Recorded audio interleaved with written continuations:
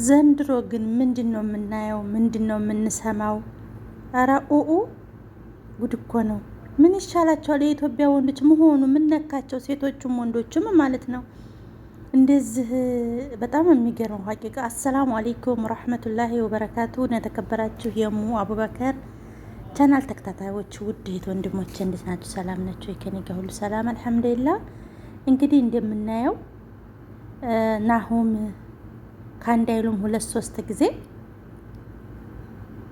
እንግዲህ ሚስቱ ይኸው የ9 ወር ነብሰ ጡር ናት። በዚች በ9 ወር ውስጥ ስንት ጊዜ ነው ሴት እያስከተለ ቤት የሚሄደው ማለት ነው? የጤነኝነት ነው ወላ መሆኑ? ሰውየው ታሟል እንዴ? ባለፈውም እንደዛ አይታቸዋል። ውብዬ ሐኪም ቤት ሁሉ ገብታ በስንት ጉድ በኋላ ያው ይቅርታም ጠይቆ ምናምን ታረቁ። እሺ ትዳራቸው እንኳንም ተመለሰ። በስንት ጓደኞቻቸው በቤተሰብ በስንት ጉር ነው እንግዲህ የተታረቁት አይታቸዋል። ሁላችንም ማለት ነው። እንዲሁም ብዙዎቻችን ፕራንክ ነው እያነስንል በኋላ ያው እውነት ሆነዋል ማለት ነው። አሁን ደግሞ የሆነች ልጅ ጋር ይኸው ተዋወቀ።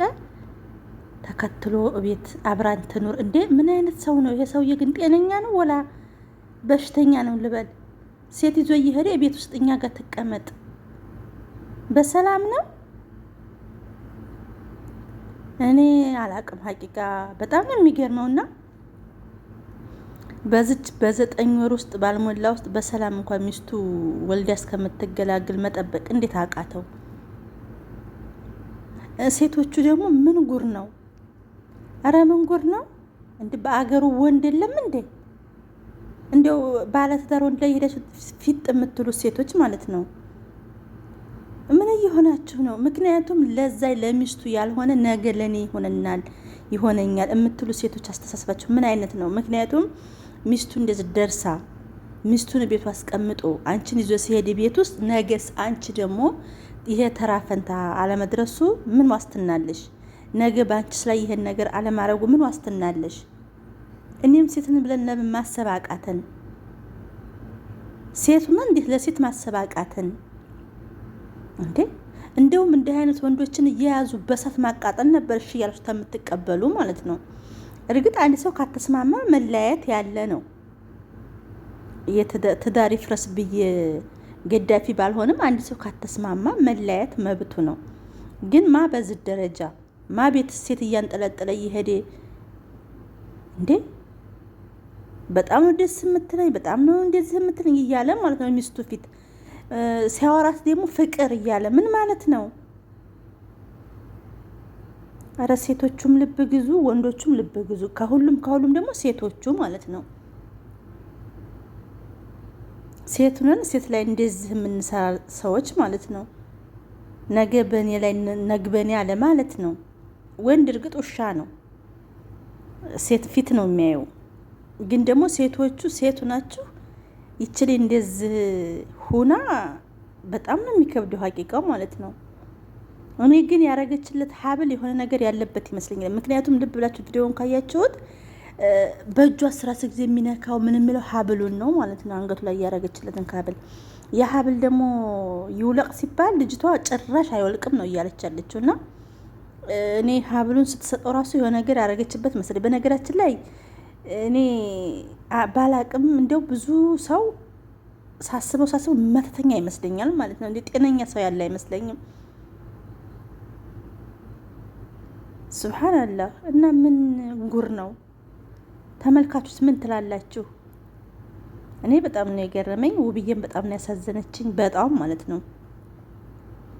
እንግዲህ በሰላም ፈጣሪ ለሁለት ያርጋት። በሰላም ወልዲያ ልጇ ለምታቀፍ አላህ ያርጋት። ግን የናሆም ነገር እኔ በጣም ነው የገረመኝ፣ በጣም ማለት ነው። ሴቶቹ ደግሞ እኔ ባለትዳር ወንድን ይሁን የሚወዱት ምን ይሁን ወንድ ጠፍቷል ይሁን ምንም ሊገባኝ አልቻለም ማለት ነው። ይሄን የሚነግረኝ ሰው ባገኝ በጣም ደስ ይለኛል። በዛ ላይ በሚዲያ ያዩትን ሰው ሁሉ አፈቀርኩ ወደድኩ እያሉ እየሄዱ ፊት የሚሉ የሰውን ትዳር የሰውን ቤት የሚያፈርሱ ሴቶች ማለት ነው። እንደነዚህ ያሉትን ሴቶች እየያዙ በክብሪት ነበር መለኮስ ማለት ነው። ወንዶቹንም እንደዛው ለቤታቸው ለትዳራቸው ታማኝ ያልሆኑ ወንዶች ለሀገር የማይጠቅሙም ማለት ነው። የሰው ልጅ እኮ ሰው ይሳሳታል። በዚህ ምድር ላይ ፍጹም የለም። ማንኛውም ሰው ሊሳሳት ይችላል። ግን በዚህ ደረጃ ቤት እያስከተለ እየሄደ ሚስቱን የሚያሰድ ሚስቱን የሚያስገለምጥ እንጂ እኮ ሰው ሆኖ የማያስተግለም ፍጹም ፈጣሪ ብቻ ነው። የሰው ልጅ ፍጹም አይደለም። ማንኛችንም ስህተት ይኖርብናል። ልንሳሳት እንችላለን። ከስህተት አላህ ይጠብቀን፣ ፈጣሪ ይጠብቀንና ማለት ነው። ግን ፈጣሪን እንኳን ባንፈራ ሰውን እንዲሁ ለሰው እንኳን ብሎ ሰው ብዙ ነገር እኮ ይደብቃል። እርግጥ ፈጣሪ ሁሉ ነገር ያያል። ከሰው ብንደብቅም ፈጣሪ ያየናል። ግን ቢሆንም ደግሞ ሰውንም እንደው ማክበር መፍራት አለብን። እንደዚህ በአደባባይ ይዞ እየሄደ ቤት አብራን ትኑር እንዴ? ምን ማለት ነው? አብራ የምትኖረው ምን ተብላ? ዘመድ ሁና ነው? ወላ ውሽማ ሁና ነው? ወላ ሚስትህ ሁና ነው? ምን ተብላ ነው አብራ ቤት ውስጥ የምትኖረው? ይች ልጅ አፍቅራ ነው የመጣችው። ሚስትህንም ፍቅረኛህንም አንድ ቤት ላስቀምጥ ነው? አብራ ባለፈውም የተጣሉበት ምክንያት ያችል የሆነ ልጅ ይዞ መጥቶ አብራን ትቀመጥ አለ። አይ እንዴት ነው አብራን የምትቀመጥ? እሱ ተከትሎ ወጣ። አሁንም ይችን ይዞ መጣ። አብራን ትቀመጥ አይሆንም ስትባል ይዤ እወጣለሁ፣ ተከትዬ እወጣለሁ። ሻንጣውን ጠቅልሎ ወጣ። ሀታ ቤተሰቦቹ ፈርደውበታል። እናቱ ለራሱ ማለት ነው። ቪዲዮውን አይታችሁ ከሆነ ማለት ነው።